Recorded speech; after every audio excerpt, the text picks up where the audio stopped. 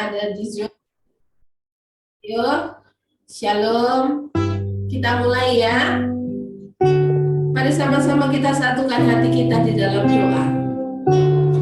Terima kasih Bapak, kami bersyukur buat anugerah-Mu dalam hidup kami. Terima kasih buat kasih-Mu, buat hidup-Mu yang melimpah di dalam hidup kami. Itu yang membuat kami semakin kuat di hadapan-Mu. Itu yang membuat kami semakin hidup di hadapan-Mu. Terima kasih buat anugerah-Mu, buat kasih-Mu, buat hidup-Mu yang melimpah memenuhi seluruh kehidupan kami. Kami bersyukur malam hari ini Engkau membawa kami dalam persekutuan ini. Engkau Allah yang berdaulat penuh atas hidup kami. Engkau Allah yang berkuasa penuh atas seluruhnya kami yang ada di tempat ini. Terima kasih Bapak, terima kasih. Kami tundukkan seluruh hidup kami, roh, jiwa, dan tubuh kami, bahkan nyawa kami tundukkan di dalam hadirat-Mu. Engkau Allah yang menyatakan pribadi-Mu, Engkau Allah yang menyampaikan isi hati-Mu bagi kami, dan Engkau yang memberi kami hikmat pengertian untuk memahami apa yang menjadi maksud dan kehendak-Mu. Terima kasih Bapak. Kami bersyukur kami memulai persekutuan kami malam hari ini dalam nama Tuhan Yesus. Haleluya. Amin.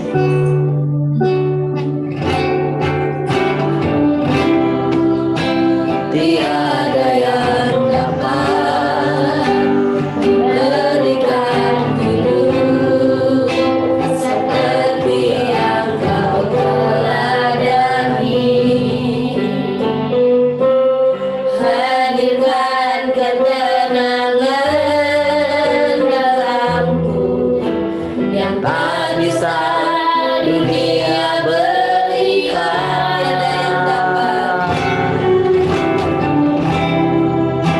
Tiada yang dapat memberikan hidup seperti yang Kau teladani. Hadirkan ketenangan dalamku yang tak bisa dunia berikan. Tak peduli masa lalu, Engkau tetap memilihku. Ku aman dalam hadirat-Mu. Kau buktikan Engkau setia. Tak peduli masa lalu, Engkau tetap memilihku. Ku aman dalam hadirat-Mu. Kau buktikan Engkau setia. Selamanya Kau setia. Hanya ada saja dengan pujian ini dari Allah. Tiada yang dapat memberikan hidup seperti yang Kau teladani. Hadirkan ketenangan dalamku yang tak bisa dunia berikan.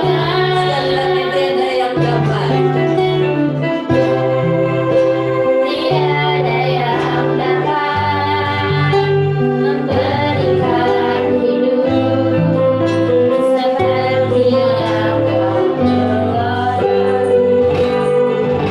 Kau yang memberikan ketenangan dalam yang tidak dapat diberikan oleh manusia.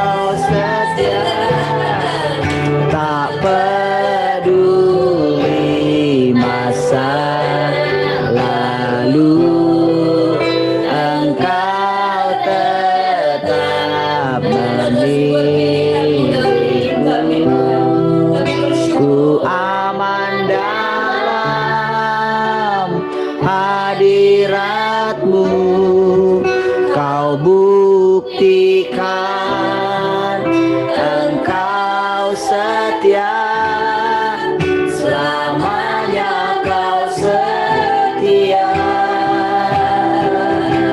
Oh, selamanya Kau setia. Oh, selamanya Kau setia.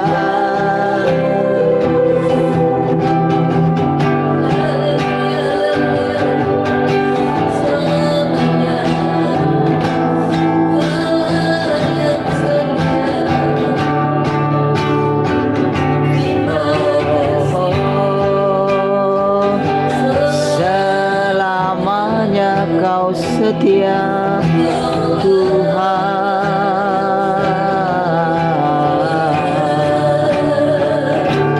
Tiada yang seperti-Mu,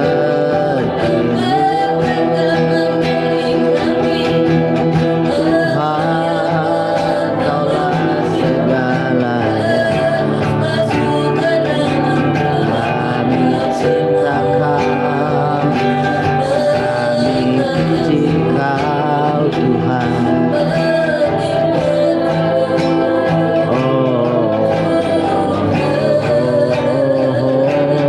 Kasih-Mu lebih dari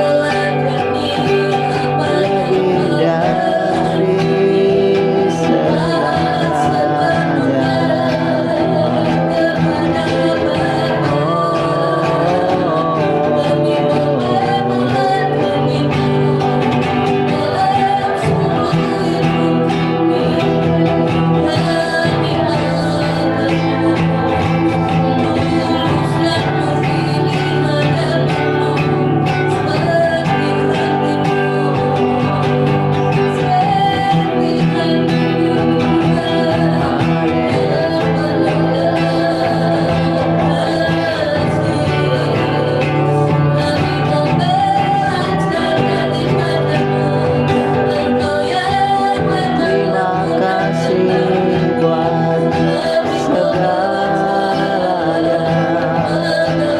yang Kau nyatakan.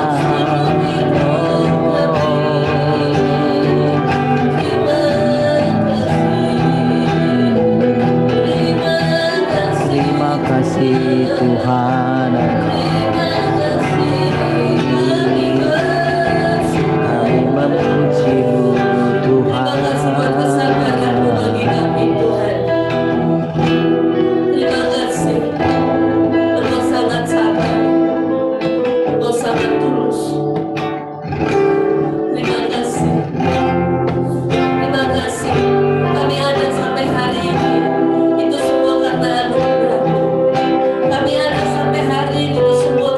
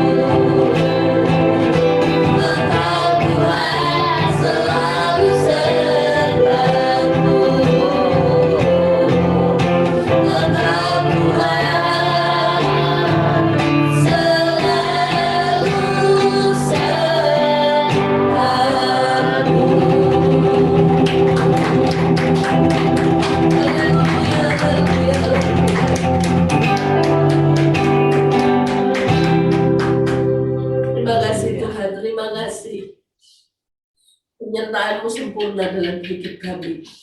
Terima kasih, setiap hari kami boleh melihat pekerjaan-Mu sangat nyata di antara kami. Engkau Allah yang ada di tengah-tengah kami. Engkau Allah yang berdaulat, Engkau Allah yang memerintah, Engkau Allah yang berkuasa penuh atas seluruh hidup kami, atas seluruh hidup anak-anak kami. Terpujilah dan termulialah nama-Mu Tuhan. Engkau Allah yang menyertai seluruhnya hidup kami. Haleluya, mari sama-sama kita katakan amin.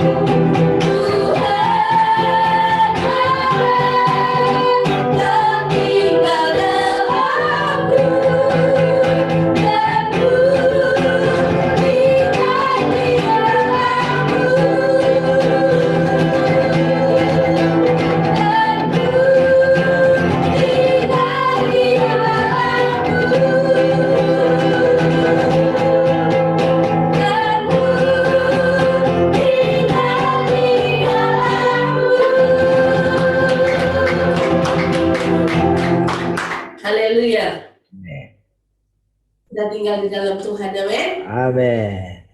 Tuhan mencipta langit bumi. Semua makhluk harus tunduk menyembah Dia, Allah yang hidup.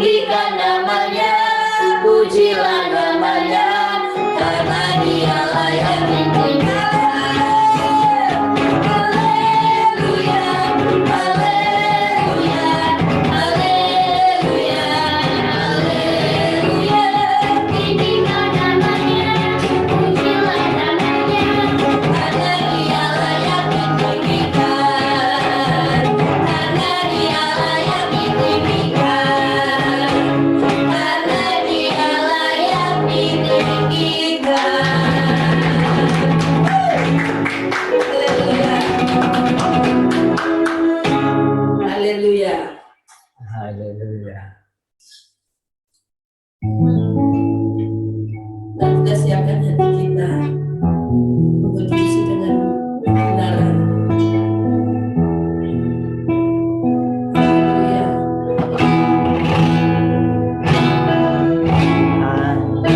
Engkau kerinduanku,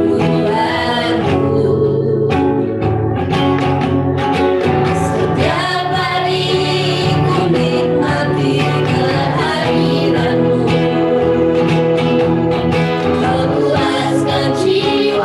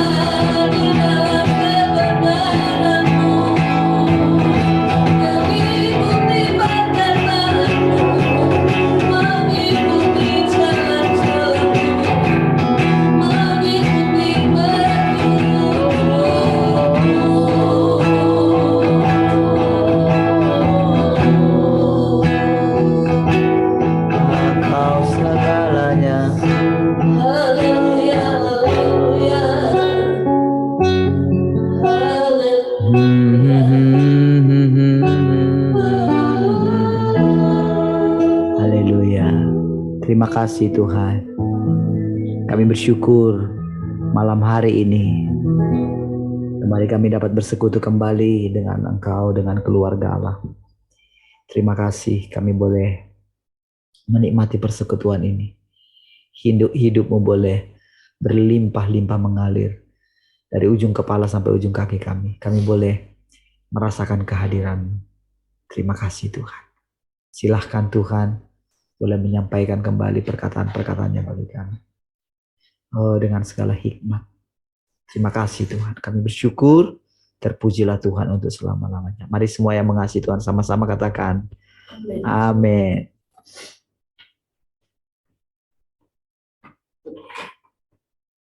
Oke, baik. Puji Tuhan. Shalom semua. Selamat malam. Baik. Puji Tuhan ya. Oke, malam ini saya ambil dari bab yang lain ya. Baik, saya tidak share di screen. Nanti mengganggu untuk besok. Oke, baik ya. Haleluya. Oke. Suaranya oke ya. Baik.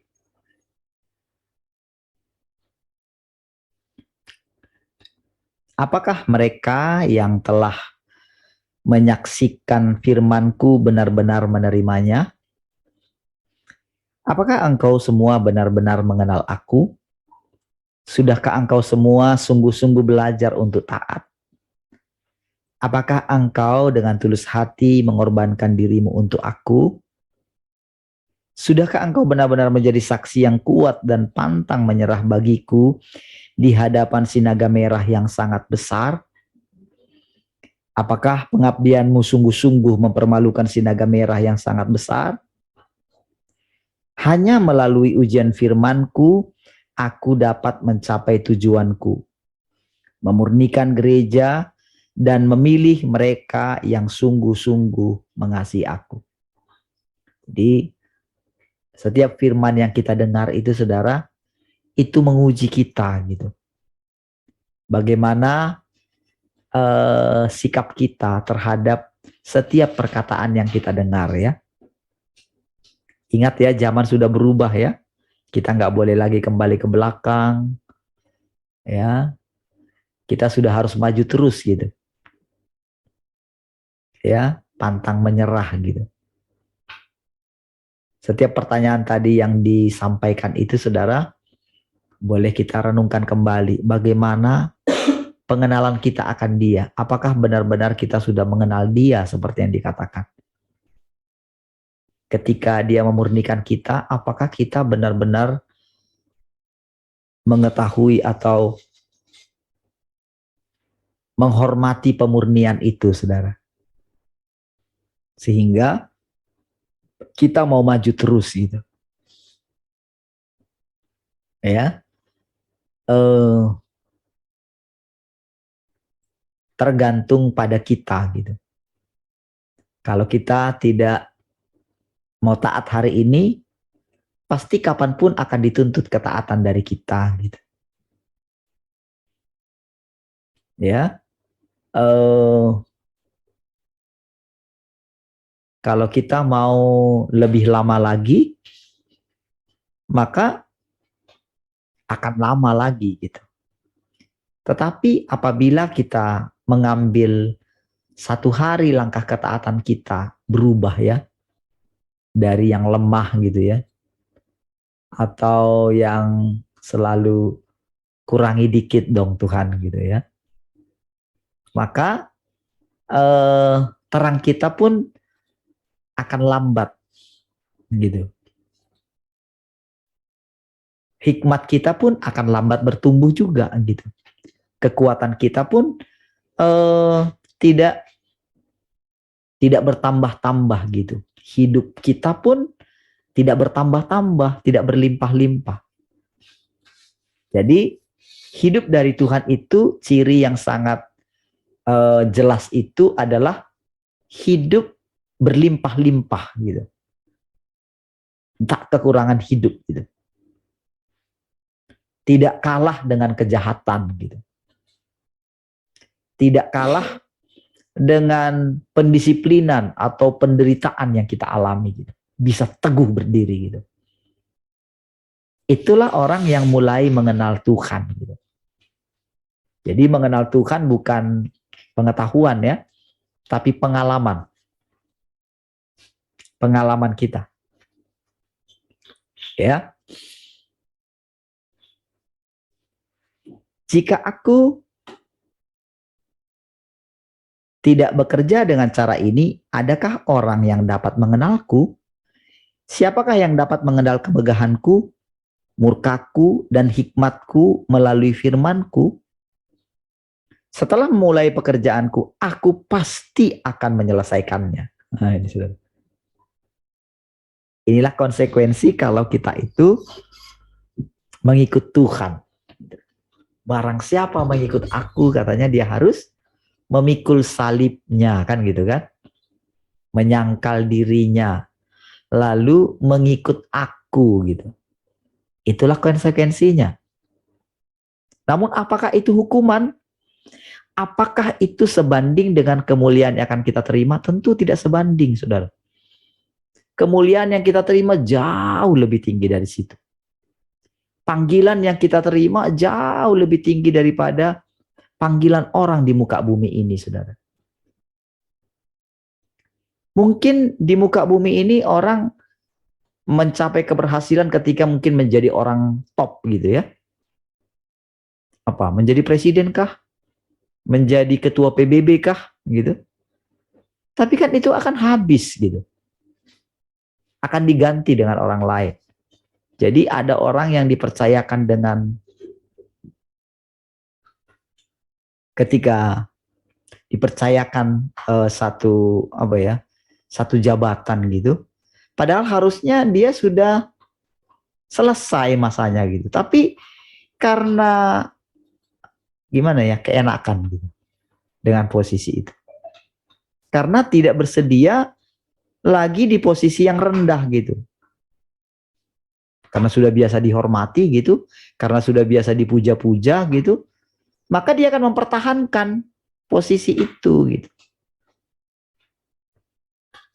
Tetapi panggilan Tuhan atas kita jauh lebih tinggi dari situ, saudara. Panggilan kita bukanlah menjadi yang lebih tinggi daripada orang lain gitu. Karena Tuhan sudah mencontohkan bahwa Dia yang adalah Allah justru mengambil tempat yang paling rendah gitu.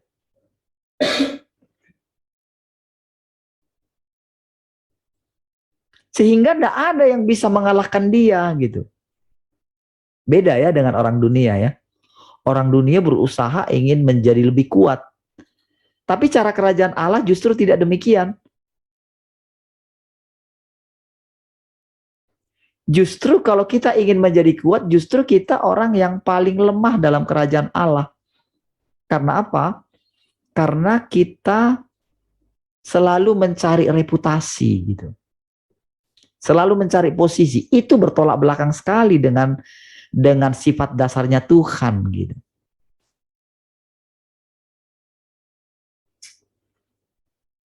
Dia tidak membalas bukan karena dia tidak bisa membalas. Justru dia sangat bisa membalas, tapi dipilihnya tidak membalas.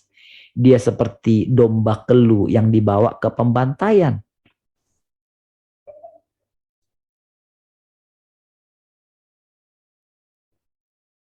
Nah, jadi ketika kita melihat rasanya kita itu gimana gitu ya. Kita bandingkan diri kita dengan orang lain gitu. Rasanya enak ya orang lain. Punya ini, punya itu, rasanya nyaman gitu ya. Sehingga lama-kelamaan saudara, orang-orang yang masih mencintai dunia ini saudara akan meninggalkan tempat ini gitu. Yang hatinya masih melekat dengan hartanya pasti akan meninggalkan persekutuan ini. Itu beneran. Tapi apakah mereka bisa berjumpa Tuhan di luar sana? Tak mungkin bisa berjumpa dengan Tuhan lagi. Percayalah.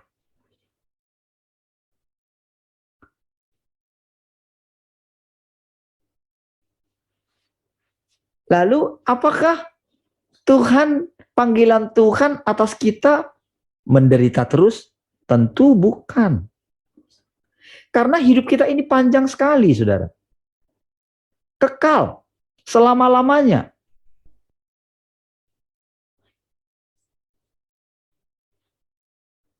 Apakah Daud tetap di padang kepenggembalaan? Tidak. Apakah dia tetap melarikan diri di pembuangan ketika anaknya memberontak terhadap dia? Tidak. Tuhan itu adil, saudara.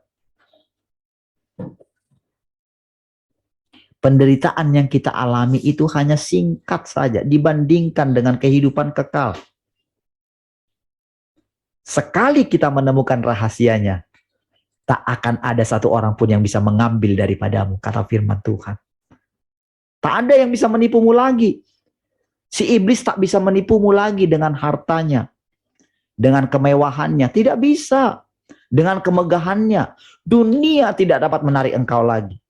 Tidak dapat menipu engkau. Pujian manusia tidak bisa lagi menjatuhkan engkau. Karena engkau sudah mendapatkan Tuhan. Sekali engkau berjumpa dengan hidup yang sesungguhnya, engkau rela membayar harga untuk itu. Dan engkau dengan senang hati mempersembahkan dirimu untuk Tuhan. Cuman kadang-kadang saudara itu untuk sampai ke ranah itu, ke daerah itu, ke posisi itu agak sulit, saudara. Butuh pendakian gitu. Butuh kekuatan untuk mendaki gitu. Butuh ketekunan gitu. Butuh kaki kita itu dikokohkan gitu. Butuh latihan gitu. Butuh pengalaman berkali-kali gitu.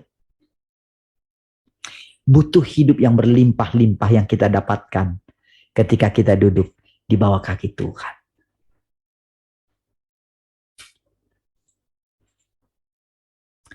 Lihat, setelah memulai pekerjaanku, aku pasti menyelesaikannya. Gitu. Tuhan ya yang menyelesaikannya. Tetapi tetap akulah yang mengukur hati manusia hingga kedalaman hati mereka. Jadi ketika dia berusaha ingin menyelesaikan pekerjaannya di dalam kita, sambil dia bawa alat pengukur gitu. Alat pengukur kedalaman hati gitu. Alat pengukur ketekunan. Dia mengukurnya, dia membawa pengukur itu. Sehingga dia tahu cara menarik diri dari kita. Dia nyatakan dirinya sekali, dia berfirman kepada kita, tetapi di lain waktu dia menahan dirinya tidak menyampaikan perkataan yang baru kepada kita. Supaya apa? Supaya kita beroleh kekuatan untuk berjalan bersama dengan dia. Itulah yang dikatakan alat pengukur. Aku tahu. Lihat ya. Tetapi tetap akulah yang mengukur hati manusia. Sedalam apa hati kita persembahkan kepada dia. Dia yang mengukur, dia tahu. Jadi saudara, nikmatilah perjalanan bersama dengan Tuhan. Nikmatilah bagaimana Tuhan menyelesaikannya di dalam engkau. Tetaplah pandang dia. Latihan kita yang sangat penting hari-hari ini adalah belajar mengenali hatimu sendiri. Gitu. Ada di mana hatimu saat ini? Di waktu-waktu luangmu gitu. Di waktu-waktu kosongmu, kenali hatimu. Bahkan ketika engkau tidak punya kerinduan untuk bersekutu dengan Tuhan, kenali hatimu di situ. Disitulah waktu engkau berjaga-jaga gitu.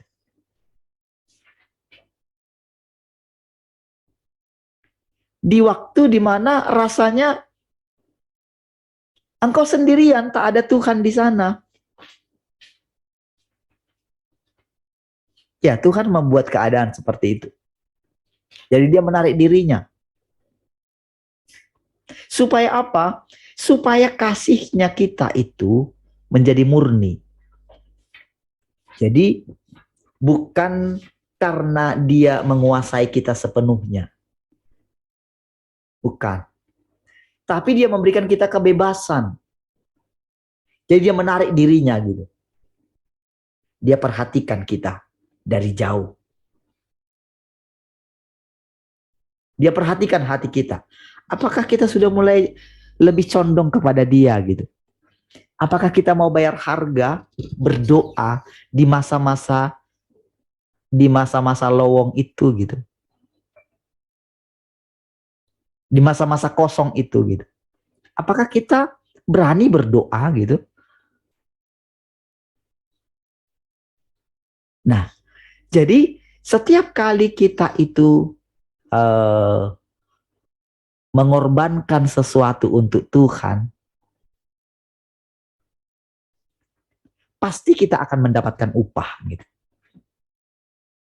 Kita mulai sudah harus belajar, kita nggak kejar upah ya. Tetapi dia pasti memberikan upah. Upahnya, hidupnya, hikmatnya. Kan ketika Salomo itu tidak meminta berkat, tapi dia minta hikmat, kan dia berikan semuanya kan?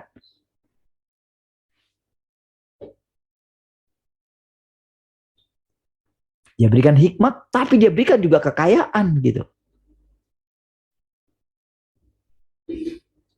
Nah, jadi saudara, ketika kita memperoleh diri Allah lebih banyak, saudara, segala sesuatu di alam semesta itu pasti tunduk kepada saudara, karena tunduk kepada Tuhan.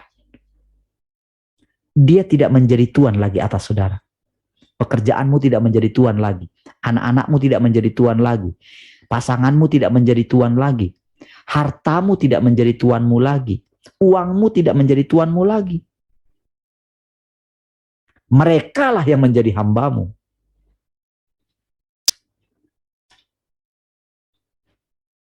Artinya saudara, tidak ada satupun yang bisa mengalihkan perhatianmu daripada Tuhan gitu loh. Itulah orang yang mendapatkan Tuhan. Dan itulah orang yang didapatkan oleh Tuhan. Itulah orang yang mendapatkan berkat Tuhan. Mulai diam-diam di dalam hati saudara, cari yang itu gitu. Itu pasti saudara, yang lain itu pasti. Tentu dengan mengatakan ini saudara, saya tidak mengatakan tanpa dasar. Saya mengatakan pakai dasar. Ada pengalaman untuk ini. Dan saudara bisa belajar bisa lihat pengalaman para tokoh-tokoh yang mengalami perjumpaan dengan Tuhan. Hati mereka tidak pernah dialihkan oleh harta dunia ini. Hati mereka tidak pernah dialihkan oleh kemegahan dunia ini. Orang yang masih terikat dengan kemegahan dunia ini, mereka tidak pernah merdeka di hadapan Tuhan. Mereka tidak pernah merdeka, bebas dalam melayani Tuhan. Selalu ada unsur mencari untung. Tetapi orang yang sudah merdeka di sini, saudara, mereka bisa mengasihi Tuhan tanpa motivasi yang lain. Jadi saudara, ketika dia mengerjakannya, dikatakan tadi, dia itu yang jadi, dia mengukur kedalaman hati kita. Dia mengukurnya. Jadi dia tidak sembarangan bekerja, saudara. Kalau dulu mungkin perkataan ini belum pernah kita dengar, saudara. Enggak pernah kita dengar perkataan ini. Boro-boro mengalaminya. Dan tahukah saudara, orang-orang yang belum pernah mendengarkan perkataan ini, jangan saudara pikir bahwa mereka dengan mudah bisa mendengarkan perkataan ini. Selama mereka tidak bertobat ini saudara artinya berhenti hidup untuk dunia. Itu arti bertobat. Keluar dari dunia itu arti bertobat. Karena kerajaan Allah sudah dekat. Karena kerajaan Allah ini akan menggantikan kerajaan dunia ini. Kerajaan dunia ini kan diruntuhkan. Jadi orang-orang yang masih memegang dunia ini, masih memegang hartanya seperti istri Lot gitu, maka dia pasti akan menjadi tiang garam.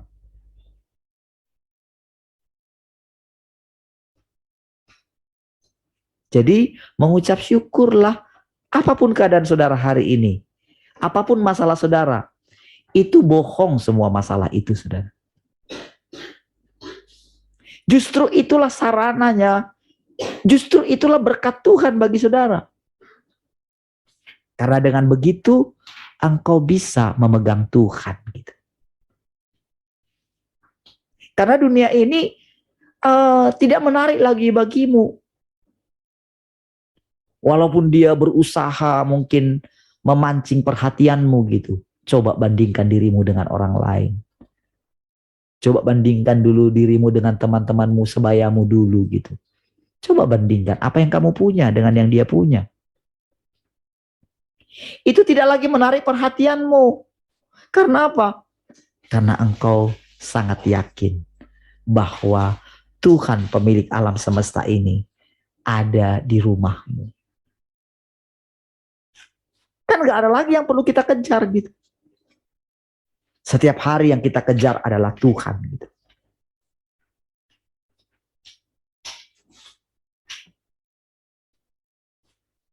Dan sebentar lagi saudara, orang-orang fasik itu akan ketahuan kalau hanya ditugaskan untuk mengumpulkan apa yang harus diberikan kepada orang-orang benar. Waktu kita panjang. Orang-orang yang berusaha mati-matian mencari dunia ini, saudara, itu akan kecelek nantinya, saudara. Ketika di ujung hidup mereka,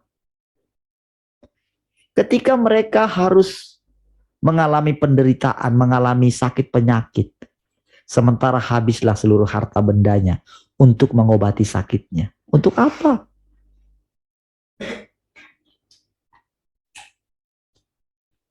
Atau ketika dia harus meninggalkan hartanya untuk orang lain yang bukan keturunannya.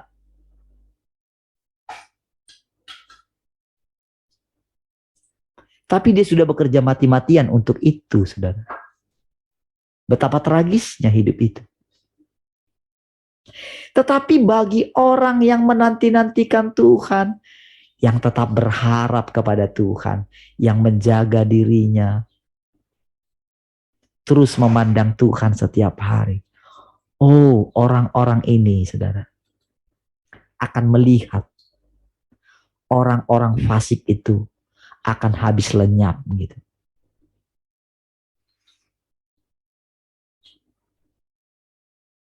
Itulah orang-orang yang atasnya Tuhan bekerja, saudara.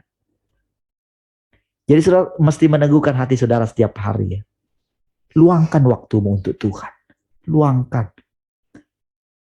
Tak mungkin saudara, kalau saudara meluangkan waktu saudara untuk Tuhan, tak mungkin dia nggak menjumpai saudara. Tidak mungkin.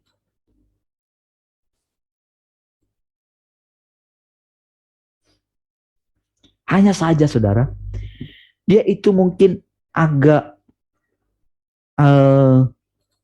menyembunyikan dirinya demi kita benar-benar bisa menghargai dia. Sehingga lama-kelamaan saudara, tekad saudara itu makin lama makin kuat. Karena apa? Bagi saudara, Tuhan itu sangat berharga. Kehadiran Tuhan itu sangat berharga. Tidak dapat digantikan oleh apapun, saudara.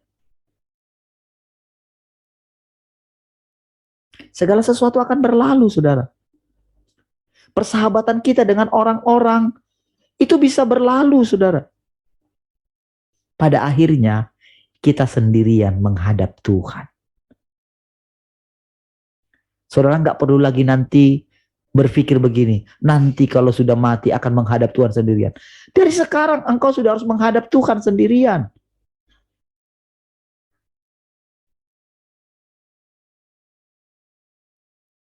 Dimanapun saudara berada, Tuhan memperhatikan hidupmu. Dia ada di pusat pengendalian pikiran dan hatimu. Dia ada di sana. Dia ada di pusatnya. Mana mungkin dia nggak tahu segala sesuatu tentang kita. Apapun yang saudara pikirkan, mau yang jahat, mau yang baik, dia tahu semua. Renungkan itu, saudara. Jadi apakah saudara bisa bersembunyi dari dia? Segala kekhawatiranmu dia tahu. Segala ketakutanmu dia tahu. Jadi kenapa saudara mesti khawatir? Kenapa saudara nggak memikirkan hal yang indah dari Tuhan? Kenapa saudara tidak merasa aman saja di dalam Tuhan? Kenapa saudara nggak merasa rugi kalau saudara khawatir? Karena dia tepat ada di pusat pengendalian dirimu.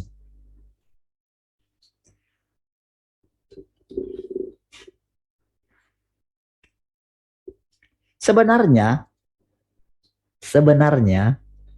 tidak ada seorang pun di antara manusia yang dapat sepenuhnya mengenal aku. Perhatikan ya.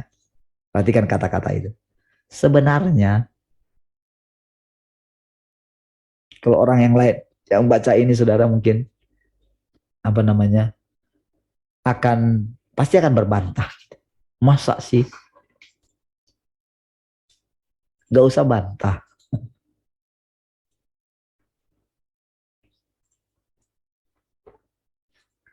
Ada tujuan dari setiap perkataannya, saudara. Jadi, aku menggunakan firmanku untuk membimbing semua manusia. Memimpin mereka semua ke era yang baru. Pada akhirnya, aku akan menggunakan firman untuk menyelesaikan semua pekerjaanku. Menyebabkan semua orang yang sungguh-sungguh mengasihi aku kembali dalam ketundukan mereka ke kerajaanku untuk hidup di hadapan tahtaku. Perhatikan. Semua bagaimana akhirnya kita bisa mengenal dia dituntun oleh firman-Nya. Dia berfirman. Dia berganti-ganti. Dia menggunakan banyak perkataan untuk membawa kita ke dalam hatinya. Untuk membawa kita katanya kepada ketundukan kita akan dia gitu. Dia pakai firman-Nya. Jadi seriuslah mendengarkan setiap perkataannya. Apa maksudnya? Lebih baik jangan membantah gitu. Kan kita sudah berulang kali dikatakan, mana mungkin kita sesat kalau Tuhan ada dalam kita? Mana mungkin kita sesat kalau kita percaya Tuhan berdaulat atas hidup kita? Mungkin pada awalnya kita merasa kita sesat, tapi ketahuilah itu penipuan daripada si jahat. Selama saudara kembali kepada hati saudara yang murni, engkau pasti akan melihat Allah. Engkau tidak melihat iblis. Saudara tahukah saudara, di dalam iblis itu yang ada kekhawatiran, kebimbangan, tidak jelas. Beda dengan Allah. Di dalam Allah ada kejelasan, ada keteguhan hati, ada damai sejahtera, ada ketenangan, ada kebahagiaan, ada kemantapan, ada semangat untuk melanjutkan hidup. Itulah kehadiran Allah. Dan kalau engkau kembali kepada hatimu yang murni, yang tulus, tidak munafik, jujur dengan dirimu sendiri, terbuka di hadapan Tuhan, pikiran negatif yang muncul di sini, utarakan kepada Tuhan. Pikiran yang negatif apapun, utarakan kepada Tuhan. Maka kapanpun engkau minta penyucian, engkau pasti disucikan.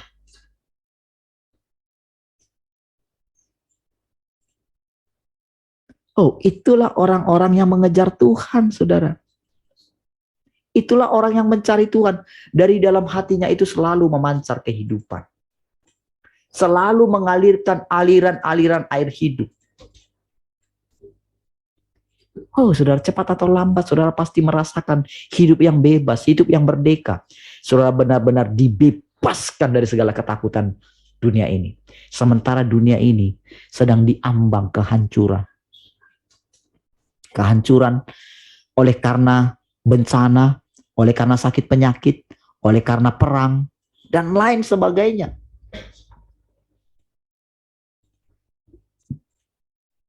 Semakin mereka takut kehilangan nyawa mereka, justru akan kehilangan nyawa mereka. Semakin mereka menyandarkan diri mereka kepada dunia ini, kepada harta mereka, kepada hikmat mereka, semakin hancurlah mereka.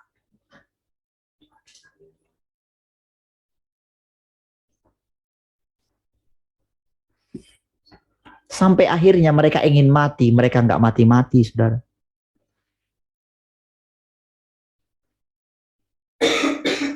Bayangkan saudara, orang-orang dengan pemikiran yang lama, pikir mereka kalau mereka mati, mereka percaya Tuhan. Oh, Tuhan sudah disalibkan, mereka menjadi orang Kristen. Pikiran mereka, mereka sangat yakin akan masuk surga. Begitu mereka mati, surga mana yang akan mereka jumpai? Tuhan yang mana yang akan mereka temui?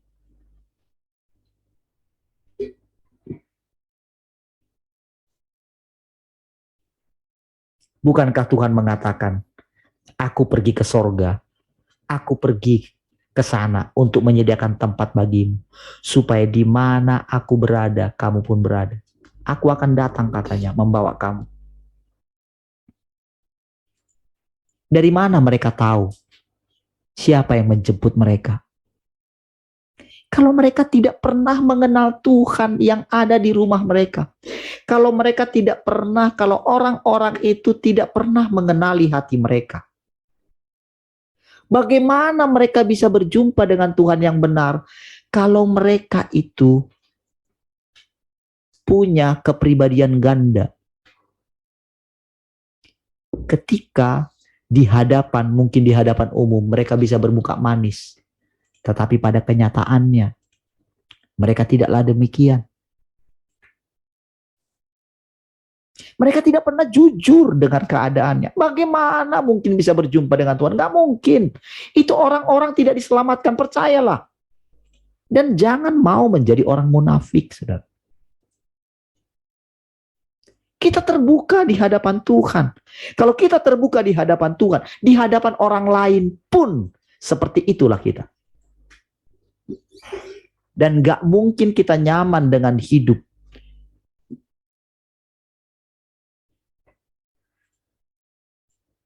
apa adanya. Saudara, ada begitu banyak, saudara, orang-orang yang mengatakan dirinya percaya Tuhan, melayani Tuhan, padahal sebenarnya tidak pernah datang kepada terang untuk diterangi oleh firman-Nya. Jangan mau ikuti orang-orang seperti itu. Jangan menjadi orang munafik. Engkau harus hidup apa adanya. Engkau harus tetap hidup seperti hidup di hadapan Tuhan. Engkau harus hidup seperti Tuhan itu benar-benar ada di sampingmu menyertai engkau. Jangan bermuka dua.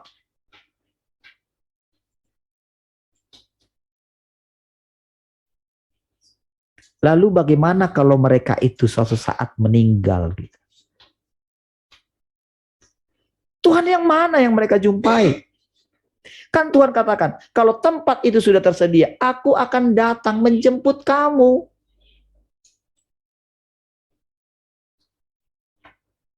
Lalu mereka terus, saudara, masih menunggu-nunggu Tuhan. Tuhan yang bagaimana yang mereka lihat?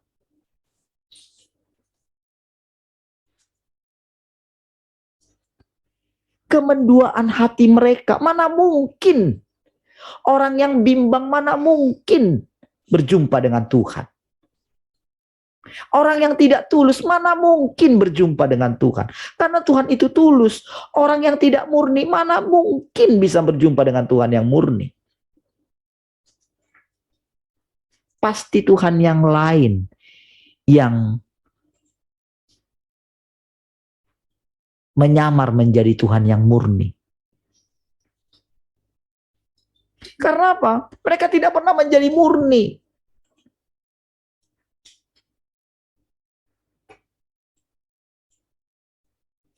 Jadi saudara, jangan tunggu nanti. Tuhan ada di antara kita. Tuhan ada di hadapan kita. Tuhan mengatakan dia merampas kita ke tahtanya. Itu firman, saudara. Dia pakai firman itu untuk membawa kita kepada keadaan itu. Kalau ada orang yang mempercayai perkataan itu, maka dia akan hidup seperti yang dikatakan oleh firman itu.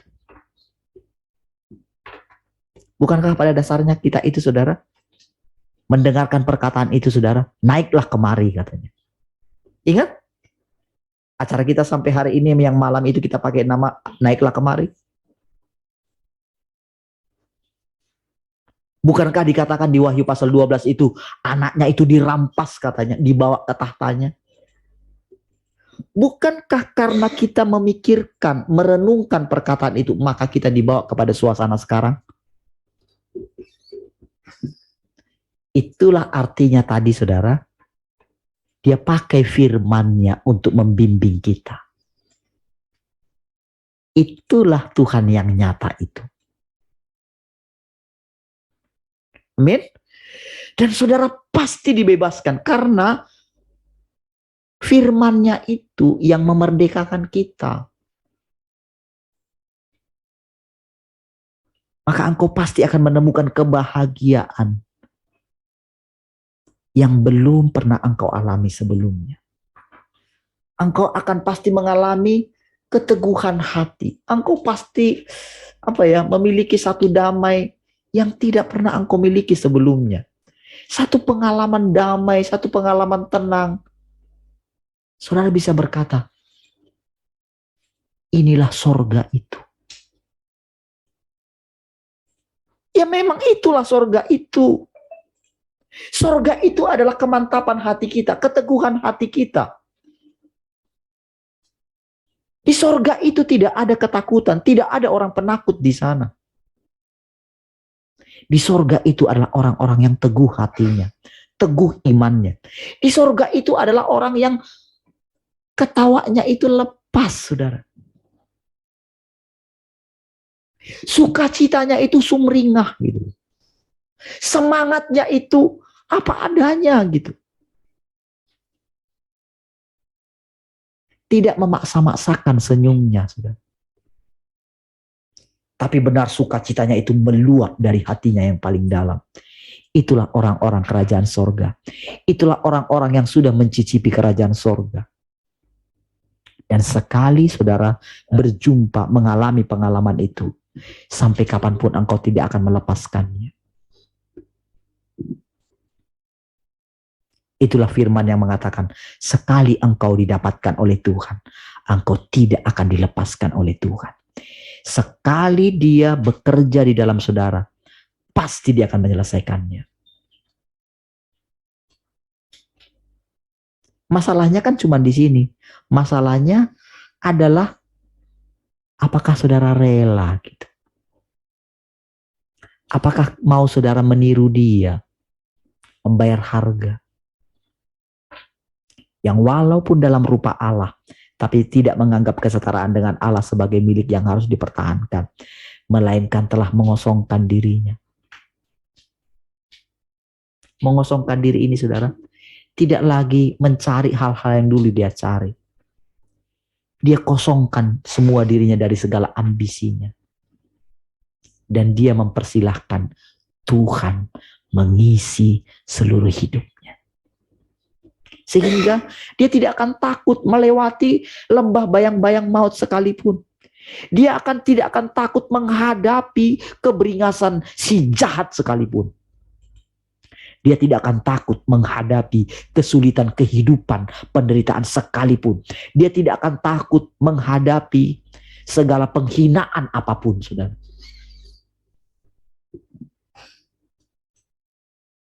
Itulah orang-orang yang mengalami Tuhan. Dia mengalami kemerdekaan. Dan seharusnya sudah mau hampir 500 hari kita, saudara. Seharusnya kita sudah menemukan itu. Dan segera saudara akan dirilis. Dan saudara sudah mulai dirilis. Saudara. Dilepaskan. Diutus oleh Dia.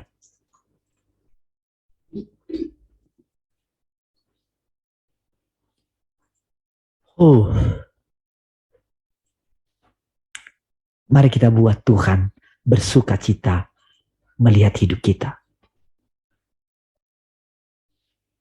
Situasi sekarang ini tidak seperti situasi di masa lalu. Dan pekerjaanku telah memasuki titik awal yang baru. Lihat ya, tidak seperti yang dulu ya. Jadi jangan saudara, jangan suka bandingkan apa yang saudara alami sekarang dengan masa yang lalu. Sekalipun masih banyak orang Kristen yang hidup di masa lalu. Jangan bingung saudara. Tuhan pasti menerangi hatimu, percayalah. Itu jaminan firman Tuhan, bukan jaminan manusia. Kita dijamin oleh perkataan-perkataannya. Sekali dia sudah kenali rumahmu, dia kenal jalan ke situ.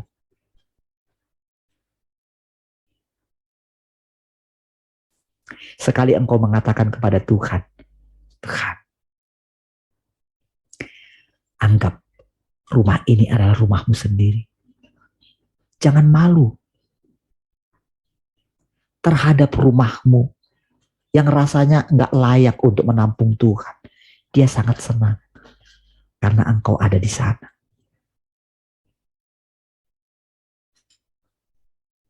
Dia sangat senang melihat kesederhanaanmu. Dia sangat senang melihat keterbatasanmu.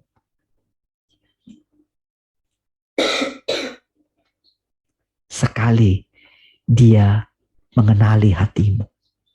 Oh saudara, dia sangat rindu. Setiap waktu dia mengingat tempat tinggalmu, saudara. Ini benar, saudara. Seperti yang dirindukan ketika dia mau berjumpa dengan Maria. Bahkan dia rela menunggu di kuburan itu, saudara.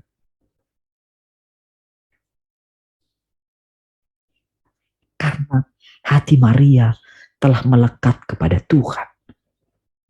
Dia rela enggak kepada bapaknya dulu. Dia menunggu. Oh.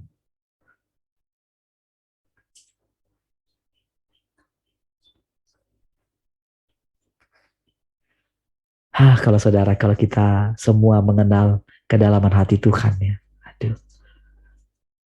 Tak ada orang seperti dia.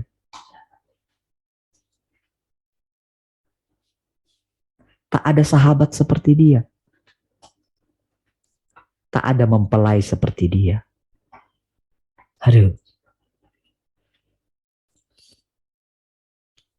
Dengan demikian akan ada pendekatan yang baru. Semua orang yang membaca firman-Ku dan menerimanya sebagai hidup mereka adalah umat di kerajaan-Ku. Amin, saudara. Kalau saudara dikatakan umat di dalam kerajaannya, saudara, mengucap syukurlah, saudara. Teguhkanlah hatimu. Itu firman Tuhan. Dan karena berada di kerajaan-Ku, mereka adalah umat kerajaan-Ku. Karena mereka menerima bimbingan firman-Ku. Meskipun mereka disebut umat-Ku, sebutan ini sama sekali tidak lebih rendah dari sebutan sebagai anak-anak-Ku. Setelah dijadikan umat Tuhan, semua harus melayani dengan penuh pengabdian di dalam kerajaan-Ku dan melaksanakan tugas mereka di dalam kerajaanku. Tapi ingat saudara, kita sudah dikatakan dulu menjadi umatnya dan menjadi anaknya. Jadi walaupun kita melayani Tuhan, kita bukan melayani sebagai hamba, tapi melayani sebagai anak, sebagai umat. Karena kerajaan itu adalah kerajaan kita. Karena kita memerintah bersama-sama dengan Dia. Berarti kita menjadi raja bersama dengan Dia. Berarti kelangsungan daripada kerajaan itu adalah kelangsungan hidup kita. Berarti kita akan melakukan tugas kita, pelayanan kita dengan tulus hati. Berarti ketika kita memuji Tuhan, kita memuji Tuhan dengan sepenuh hati. Kita benar-benar memuji Dia, benar-benar karena kita memandang Dia. Bukan sambil lalu. Kita memuji Dia dengan tulus. Tentu saudara mengerti apa arti memuji dengan tulus, dengan tidak tulus. Siapapun yang melanggar ketetapan administratifku harus menerima hukumanku. Ini adalah nasihatku kepada semua orang. Jadi ingat ya, kita mesti cepat berlalu daripada pengajaran, oh kita anaknya Allah, oh Dia Bapa kita gitu. Seolah kita itu bebas. Enggak. Kita harus belajar taat. Jadi harus ada namanya ujian ketaatan. Karena hidup kita ini panjang, saudara. Kerajaannya itu kerajaan kekal, bukan kerajaan dunia ini. Kerajaan dunia sementara.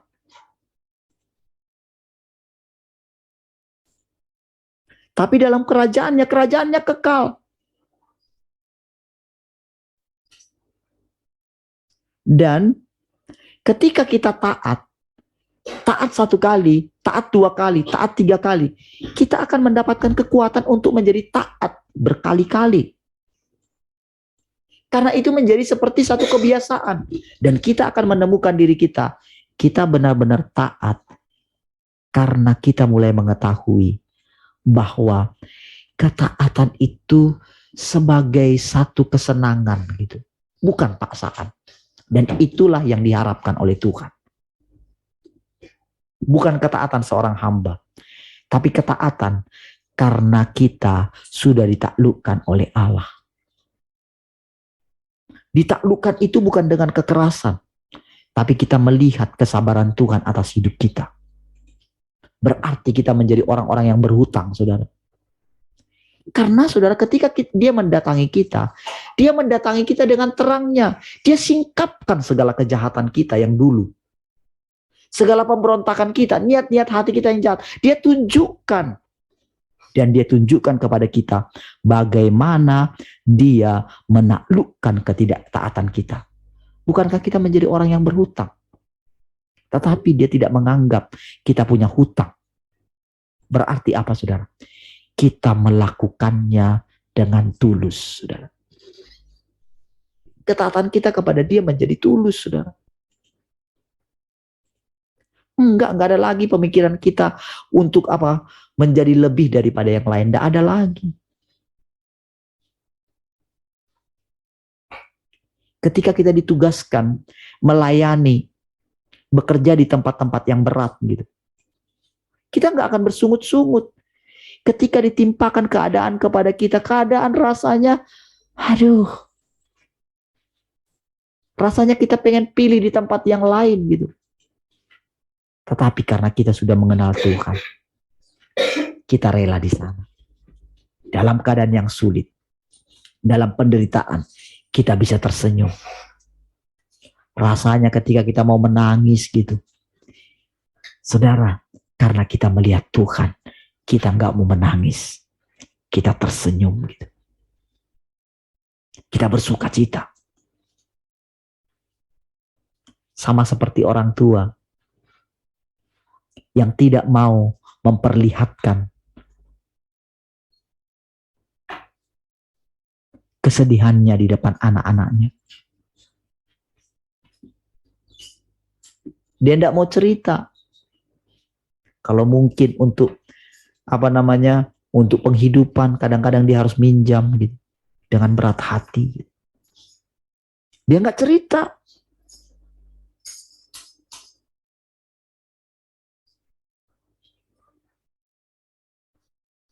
Ketika kita diizinkan mengalami kesukaran, penderitaan, kita tidak menganggap itu sebagai satu hukuman, satu penderitaan.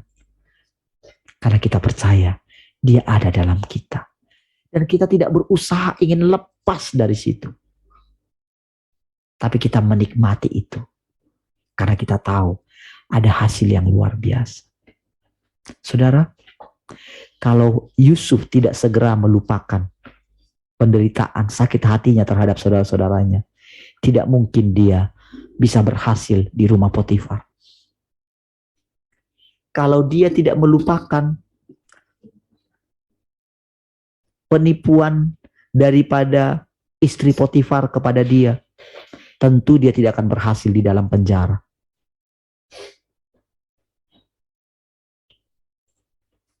Itulah orang-orang yang memandang Tuhan, saudara. Ya, hanya sementara saja kok, singkat saja kok.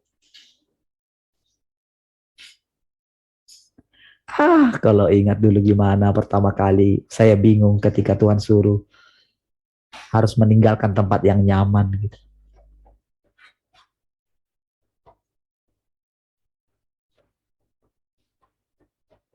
Ketika ingat kembali, ketika mengalami sakit gitu. 2 tahun juga, saudara.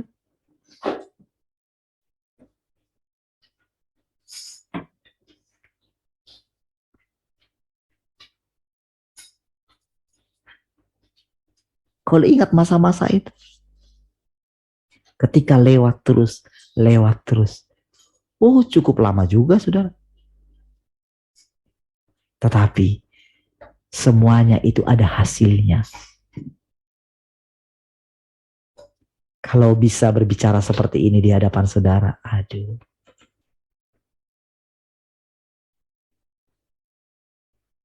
Ketika dengan tekun, Tuhan ajarin, bisakah kamu datang kepadaku tanpa membawa masalahmu gitu. Saudara, itu benar-benar saya itu seperti di ini, saudara. Seperti ditantang gitu. Iya, karena memang saya nggak tahu lagi gimana caranya menyelesaikan masalah saya gitu. Karena sudah berkali-kali saya praktekin iman saya. Bisakah kamu datang kepadaku tanpa membawa masalah? Kita sudah mau diusir dari ruko kita A7 nomor 6. Lalu rumah saya juga mau dicap juga. Ketika datang kepada dia, bisakah kamu datang tanpa membawa masalah? Oke, siap. Saya ingat itu kali. Itu saya benar-benar ingat sekali itu. Itu nyata sekali. Oke. Kalau yang ini caranya, oke, ayo gitu.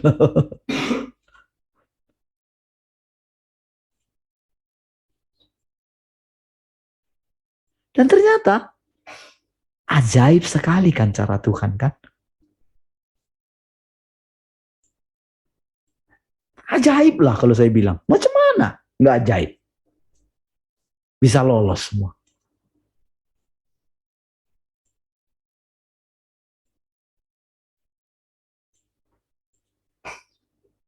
Apakah saya dengan kekuatan saya enggak.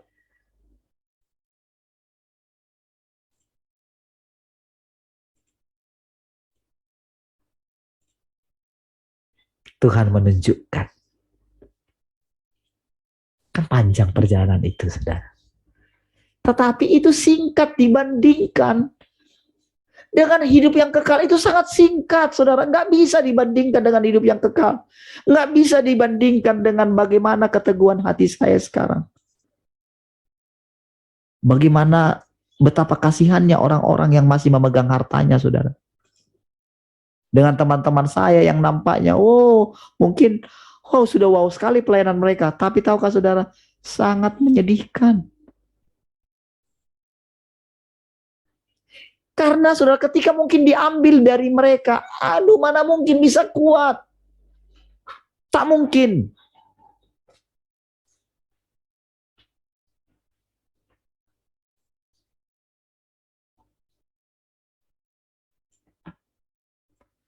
Orang-orang yang masih mengandalkan, saya punya iman, punya iman.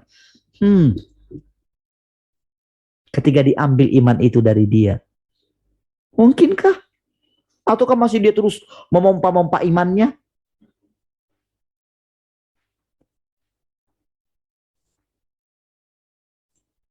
Ketika mungkin pelayannya diambang kehancuran di masa tuanya, bagaimana dia memulihkan? Bukankah dia terus mau mempertahankan pelayanan itu?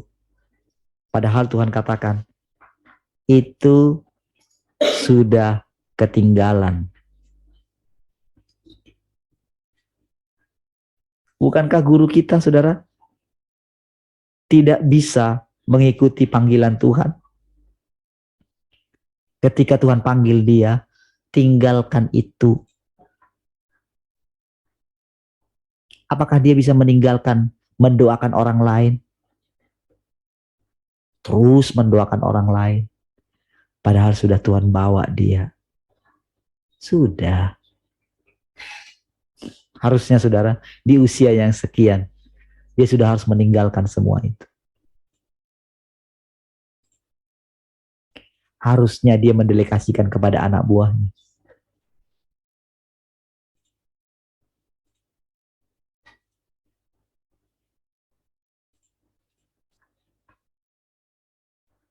Dan kita tidak boleh seperti itu. Ketika saya berbicara kepada saudara, saya selalu, saudara, benar-benar saudara, setiap hari, setiap saat, setiap waktu, saudara, tidak pernah menganggap saya sudah mendapatkannya. Selalu Tuhan itu selalu baru dan dia dalam sekali, saudara. Kalau tidak demikian, saya tentu tidak mengatakan kepada saudara. Kalau saudara bisa lihat terus bernyala-nyala setiap hari, berbicara, semakin lama semakin dalam. Mungkinkah itu, saudara, lahir begitu saja? Bukankah karena saya menunjukkan kesungguhan yang sama? Ketika saya mengatakan kepada saudara, duduk di kaki Tuhan dengan serius. Kalau saya tidak melakukannya, mungkinkah saya punya kuasa untuk mengatakan itu kepada saudara? Gak mungkin. Tapi kuncinya adalah kita sudah didapatkan oleh Tuhan. Itu yang tak terceritakan oleh saya, saudara. Apa definisi didapatkan oleh Tuhan itu? Saya nggak tahu. Tetapi pada perjalanan hidup, pada pengalaman hidup, perkataan itu benar. Bahwa saya sudah didapatkan oleh Tuhan. Bahwa saudara sudah didapatkan oleh Tuhan. Jadi kalau hari ini saudara mendengarkan, engkau sudah didapatkan oleh Tuhan. Beranikah saudara mempercayainya? Beranikah saudara mempercayakan seluruh hidupmu kepada Tuhan setulus-tulusnya? Beranikah saudara benar-benar bersuka cita senantiasa? Walaupun mungkin awal-awalnya rasanya terpaksa gitu. Karena rasanya kenyataannya berbeda. Beranikah saudara percaya, lebih percaya kepada Tuhan yang berdaulat atas hidupmu? Beranikah saudara menghadapi penderitaan, menghadapi kesukaran dengan teguh hati? Tuhan tak pernah meninggalkan engkau. Sekalipun rasanya dia meninggalkan engkau. Tapi engkau berani menyerahkan seluruh hidupmu kepada Tuhan. Itulah orang-orang yang didapatkan oleh Tuhan.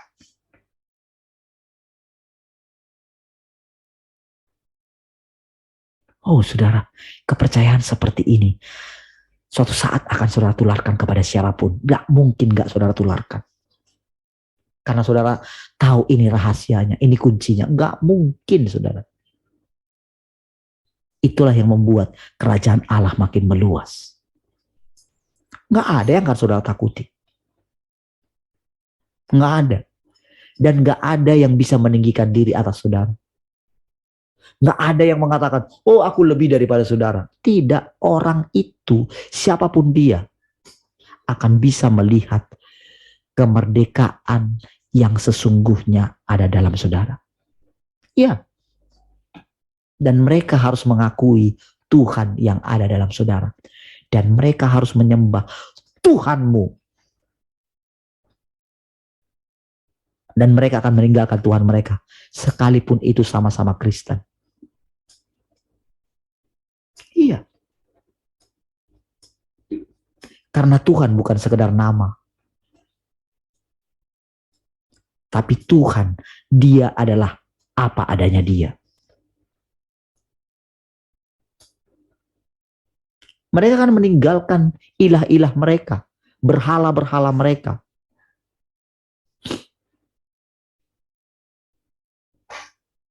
Karena Tuhan yang sesungguhnya itu berbicara melalui mulut saudara.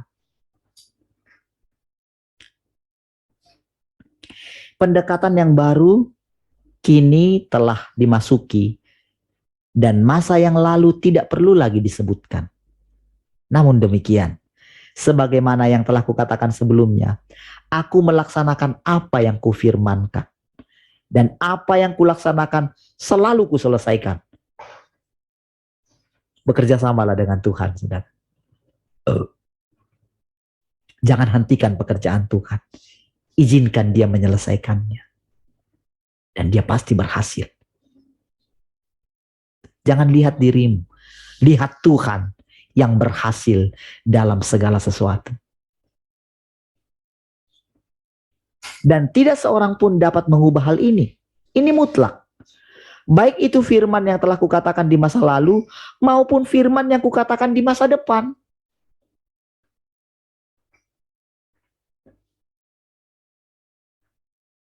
Berarti saudara, masih ada lagi firman yang belum kita dengar. Dan itu akan terus berlanjut, saudara. Kehidupan kita kekal, itulah artinya Allah yang hidup. Itulah artinya hidup yang kekal.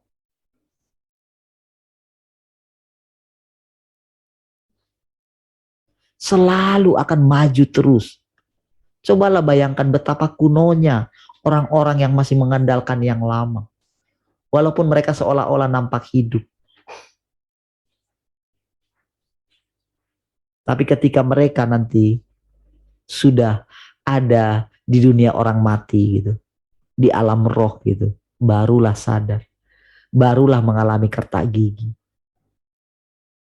Oh iya, awal-awalnya mungkin, oh mereka akan melihat malaikat, oke lah gitu.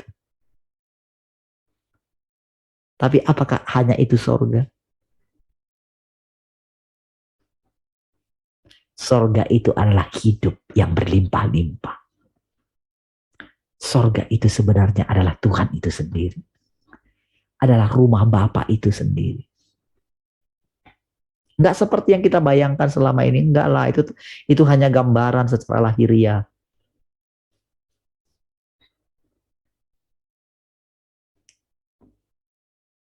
Aku akan membuat semua itu terlaksana satu demi satu. Dan memungkinkan semua manusia melihat semuanya itu terlaksana. Inilah prinsip di balik firman dan pekerjaanku. Karena pembangunan gereja telah tercapai. Sekarang ini bukan lagi merupakan era pembangunan gereja, melainkan era saat kerajaan berhasil dibangun. Namun, karena engkau semua masih berada di bumi, kumpulan orang di antaramu akan tetap dikenal sebagai gereja. Namun demikian, esensi gereja tidak sama seperti esensinya dahulu. Ini adalah gereja yang telah berhasil dibangun. Jadi kalau dikatakan kemarin, rubuhkan bait suci ini. Aku akan membangunnya dalam 3 hari. Inilah yang sedang dibangun oleh Tuhan. Jadi harusnya sih bukan gereja lagi, tapi karena kita masih di bumi, masih disebut gereja. Namun esensinya bukan esensi yang dulu lagi. Berarti kan pelayanannya bukan seperti yang dulu lagi gitu loh. Bukan. Tetapi esensi yang baru.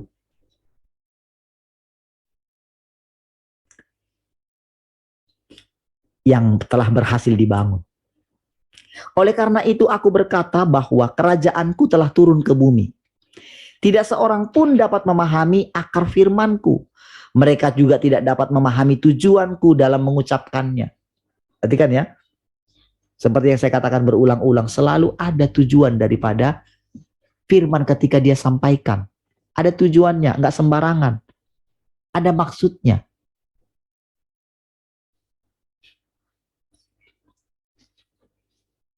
Makanya dikatakan tidak seorang pun dapat memahami akar daripada firmanku. Sumbernya maksudnya. Kenapa aku mengucapkan ini?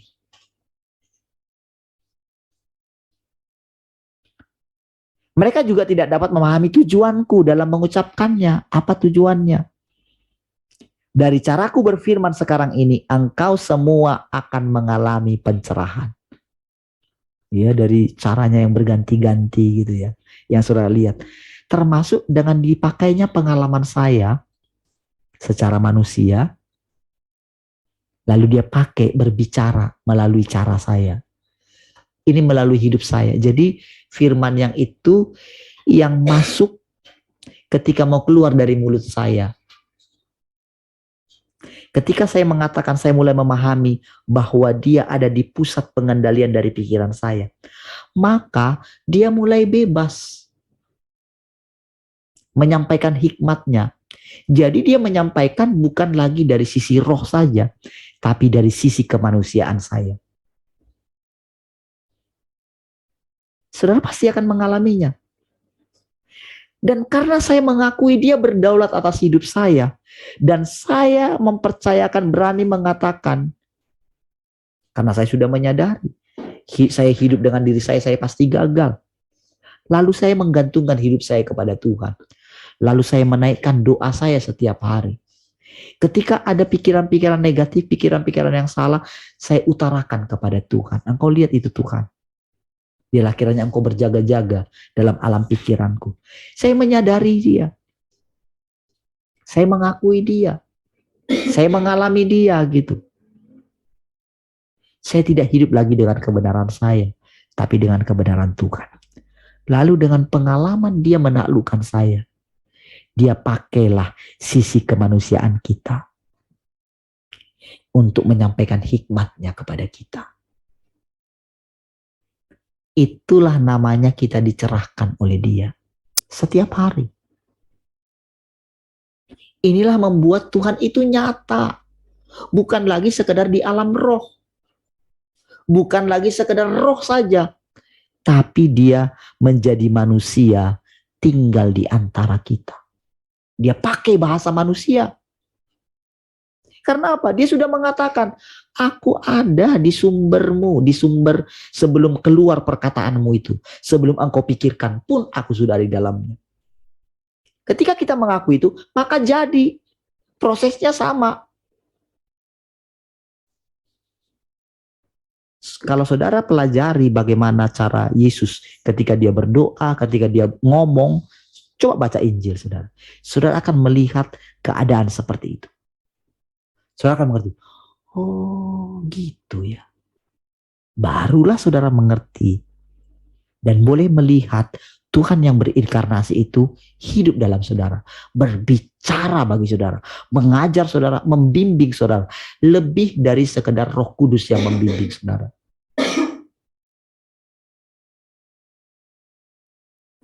Saudara seperti melihat kopian saudara. Saudara seperti melihat diri masa depan saudara. Karena saudara bukan lagi sekedar alfa, tapi engkau sudah omega bisa. Engkau bisa seperti meminjam dirimu yang sudah berhasil dikerjakan oleh Allah di masa depan. Itu seperti Tuhan munculkan. Karena itu adalah dirinya. Karena masa depan kita ini kan adalah Tuhan. Masa depan kita ini kan menyatu dengan Tuhan. Makanya dikatakan tadi berulang-ulang, ketulusan hati kita. akan menarik ketulusan Tuhan. Kemurnian kita akan menarik, membuat kita pasti melihat Tuhan. Membuat imajinasi kita ini akan dipenuhi dengan Tuhan. Makanya kita selalu mendapat upah. Sekarang kita mengenyampingkan upah secara jasmani, secara materi. Sekarang mata kita tertuju kepada Tuhan. Tuhan adalah upah kita.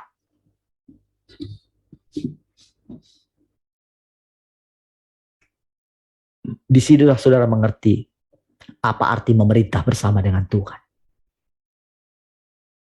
Disitulah saudara bisa melihat masa depan saudara.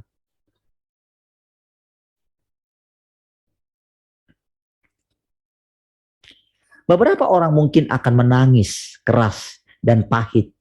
Ada yang mungkin merasa takut karena inilah caraku berfirman. Beberapa orang mungkin berpegang teguh pada pandangan mereka yang konservatif. Saat mereka menyaksikan setiap langkahku, konservatif yang dulu ya. Beberapa orang mungkin menyesal karena telah mengungkapkan keluhan mereka. Atau menentangku pada saat itu. Teringat, aduh.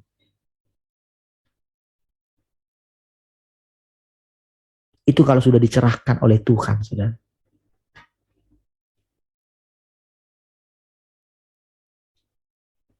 Dan saudara, mengucap syukurlah kalau saudara sudah bisa mengalami itu saat ini. Gak menunggu nanti. Iya kalau mereka itu langsung bisa, saudara. Masuk ke tahta itu, saudara. Lah kalau masih lama, mereka akan tetap di dunia anta beranta, saudara. Di dunia ketiadaan, ketidakpastian. Saudara, ada banyak orang yang dihukum mati, tapi sampai hari ini belum dieksekusi. Nggak ada kepastian. Ada yang sudah puluhan tahun.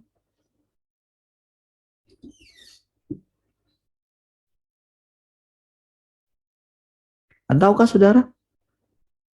Orang-orang di alam roh juga demikian. Nggak ada kepastian, nggak ada sesuatu yang pasti.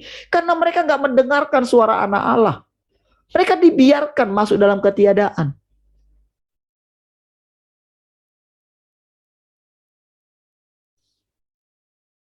Mungkin 1 hari 2 hari ketika meninggal masih diingat gitu. Kemarin saudara, itu saya itu dikubur di dekat dari laik saya itu, saudara. Saudara semua melihat kuburan dari laik saya itu. Tahukah saudara? Mungkin karena kesibukan mereka 3 tahun, mungkin gak pernah diperhatikan. Itu hanya tanda pagar saja. Itu kayu gitu, jelek sekali, saudara. Sementara yang lain, kuburan yang lain bagus-bagus gitu. Saya tahu, pasti yang lain itu ngomong dalam hatinya. Mereka gak pernah memperhatikan.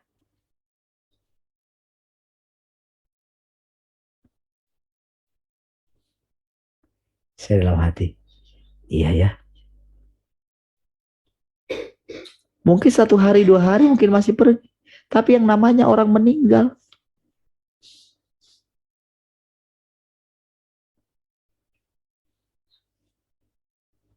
nggak diingat lagi, saudara.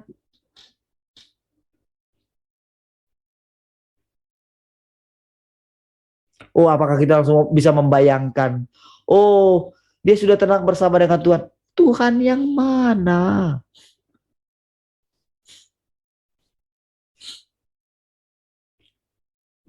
Bukankah karena kita membangun hubungan kita dengan Tuhan? Bukankah karena kita sudah selesai dengan dunia ini? Maka kita itu memegang Tuhan. Bukankah itu yang membawa kita? Kita benar-benar bersama dengan Tuhan.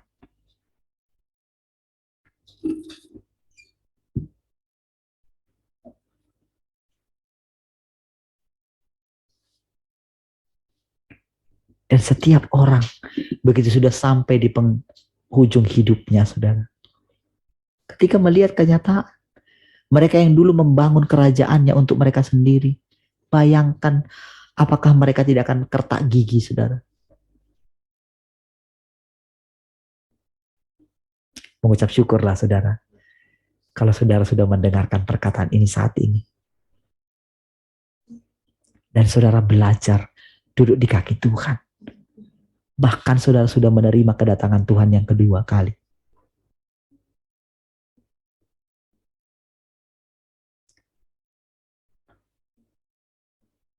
Beberapa mungkin secara diam-diam bersuka cita karena oleh sebab mereka tidak pernah menyimpang dari namaku. Mereka dihidupkan kembali. Mungkin ada beberapa orang yang terguncang oleh firmanku sejak lama sampai mereka setengah mati, kehilangan semangat dan putus asa. Tidak lagi punya hati untuk memperhatikan firman yang kuucapkan. Bahkan sekalipun aku telah mengubah cara pengungkapanku. Atau ada orang-orang lain yang setelah melayaniku dengan pengabdian hingga titik tertentu, tanpa pernah mengeluh, tanpa pernah bimbang, kini cukup beruntung bisa memperoleh kelepasan dan merasakan rasa terima kasih yang tak terucapkan terhadapku dalam hati mereka. Berbagai jenis orang, saudara.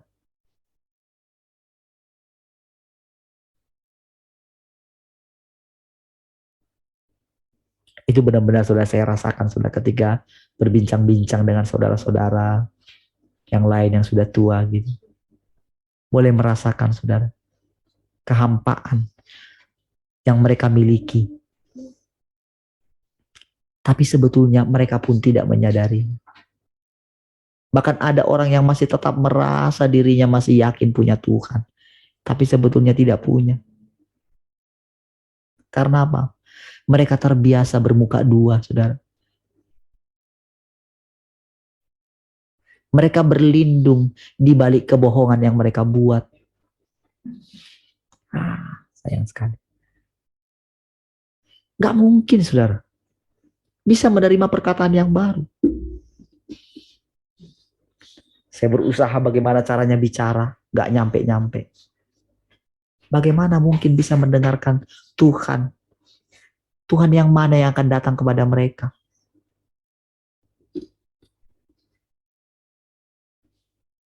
Yang ada nanti, saudara, ketika mereka datang kepada Tuhan, bukankah aku sudah melayani engkau dengan sungguh-sungguh? Tidak. Coba, waktu kemarin aku datang kepadamu, apakah engkau menerima aku? Ketika aku berusaha menerangkan kepadamu, bukankah engkau tetap dalam pemikiranmu? Ya, akan mengalami seperti itu. Dan dia mendengarkan firman, enyahlah daripadaku. Ketika dikatakan enyah itu, saudara, suara Tuhan itu bergema. Enyah, enyah, itu bergema gitu. Sampai dia hilang. Itulah perkataan terakhir. Perkataan Tuhan yang dia dengarkan.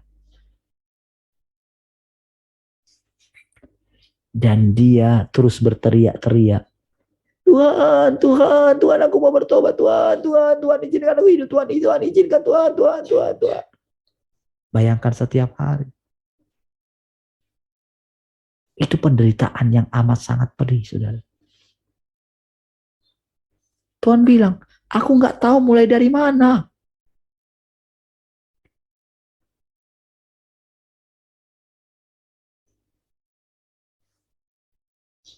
Neraka artinya adalah ketiadaan Tuhan di sana.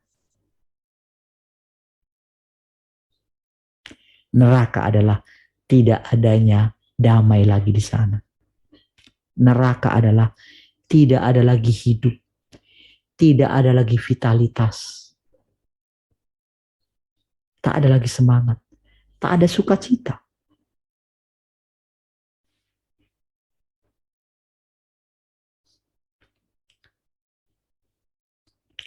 Semua keadaan di atas dialami oleh setiap manusia hingga taraf tertentu. Namun karena masa lalu adalah masa lalu dan masa sekarang telah ada di sini, tidak perlu lagi merindukan hari kemarin atau memikirkan masa depan. Sebagai manusia, siapapun yang melawan kenyataan dan tidak melakukan hal-hal sesuai dengan tuntutanku, tidak akan sampai ke akhir yang baik, melainkan akan membawa masalah kepada diri mereka sendiri. Dari segala sesuatu yang ada di alam semesta, tidak ada satupun yang mengenalnya. Aku tidak mengambil keputusan yang terakhir. Apakah ada sesuatu yang tidak berada di tanganku? Apapun yang kufirmankan terjadi. Dan siapakah di antara manusia yang dapat mengubah pikiranku? Mungkinkah perjanjian yang kubuat di bumi? Tidak ada yang dapat menghalangi rencanaku untuk maju. Aku selamanya hadir dalam pekerjaanku juga, dalam rencana pengelolaanku. Siapakah di antara manusia yang bisa turut campur? Bukankah aku telah secara pribadi membuat pengaturan ini? Masuk ke dalam situasi ini pada hari ini tidaklah menyimpang dari rencanaku atau apa yang telah kunubuatkan. Semua ini sudah ditentukan olehku sejak dahulu. Siapakah di antaramu yang dapat memahami langkah rencanaku ini? Umatku pasti akan mendengarkan suaraku. Dan setiap orang dari antara mereka yang sungguh-sungguh mengasihi aku, pasti akan kembali ke hadapan tahtaku. Saudara, apakah kita benar-benar mengasihi Tuhan? Apakah kita benar-benar merindukan Tuhan? Apakah benar-benar kita sudah mengalokasikan seluruh waktu kita untuk Tuhan? Dari semua perkataan-perkataan yang panjang lebar tadi, saudara,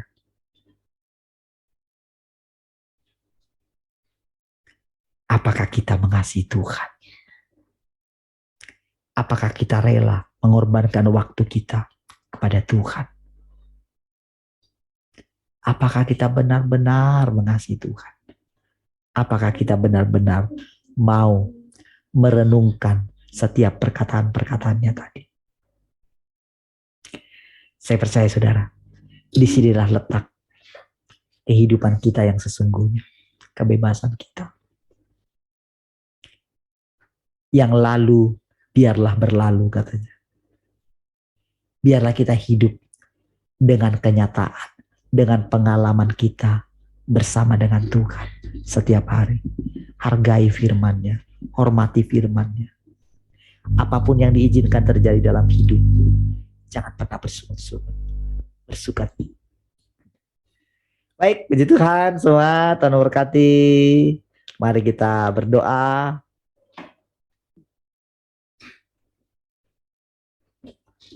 Terima kasih Tuhan, kami bersyukur malam hari ini buat anugerah-Mu. Kami boleh menikmati persekutuan ini. Kami boleh menikmati setiap perkataan-perkataan-Mu Tuhan.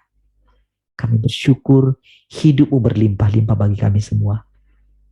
Pak, ketika kami beristirahat sebentar, kami beristirahat dalam hadirat-Mu. Sehingga besok kami bangun dengan tubuh yang fresh. Terpujilah Tuhan untuk selama-lamanya. Mari kita semua yang mengasihi Tuhan sama-sama katakan, amin. Baik, puji Tuhan.